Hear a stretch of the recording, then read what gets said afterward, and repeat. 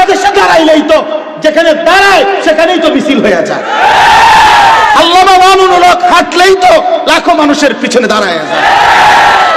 তাইলে এটা আবার বলতে হয় নাকি? মামুনুল হককে চেনো না?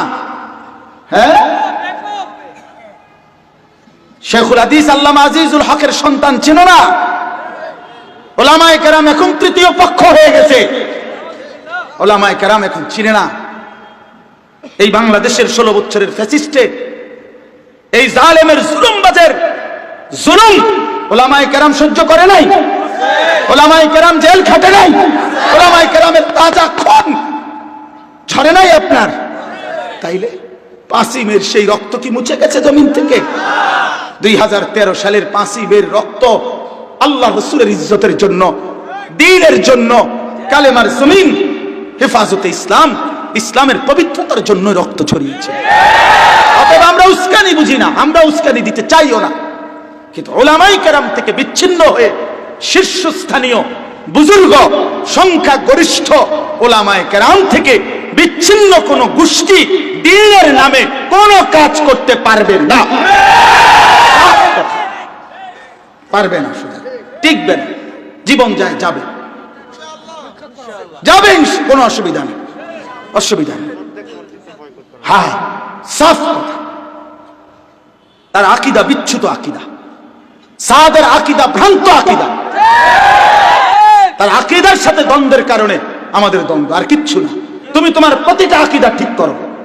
তুমি সাহাবায়ে কেরামের বিরুদ্ধে কথা বলো, তুমি আম্বিয়া নবীদের বিরুদ্ধে কথা বলো, তুমি ওলামায়ে কেরামের বিরুদ্ধে কথা বলো, এরপরেও ইমানদার কেমনে মেনে নিতে পারে? এটাই দাওয়াত ও তাবলীগ ভিন্ন একটা, মাদ্রাসা ভিন্ন, কওমি মাদ্রাসা আলাদা, ওলামায়ে কেরাম আলাদা। এটা বুঝি কোনো কথা হইল? এটা বুঝি কোন? দাওয়াত, তাবলীগ, তালিম, তাজকিয়া, জিহাদ, মাদ্রাসা, মসজিদ, খানকা, ইমাম, মুয়াজ্জিন, মুসল্লি সব এক সূত্রে গাঁথা, এক সুতোয় গাঁথা। আলাদা করার সুযোগ নেই, আলাদা করার সুযোগ নেই।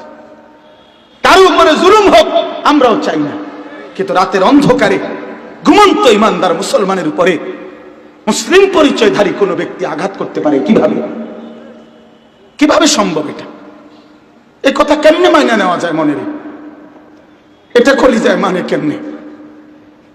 যে হাফিজ সাহেব আল্লাহর কোরআন বাচ্চারে পড়ায়া যে আঙ্গুল দিয়া কোরআন উল্টায়, এমন ইমানদার হাফিজ সাহেবের আঙ্গুল কাইটা ফেলে দিল কেন? আমরাও মজলুমের বিজয় চাই এবং আমরা বিশ্বাস করি ইনশাআল্লাহ মজলুমের বিজয় হবে, জালেমের পতন হবে। একক জালেমও টিকে না, সংঘবদ্ধ জালেমও টিকে না।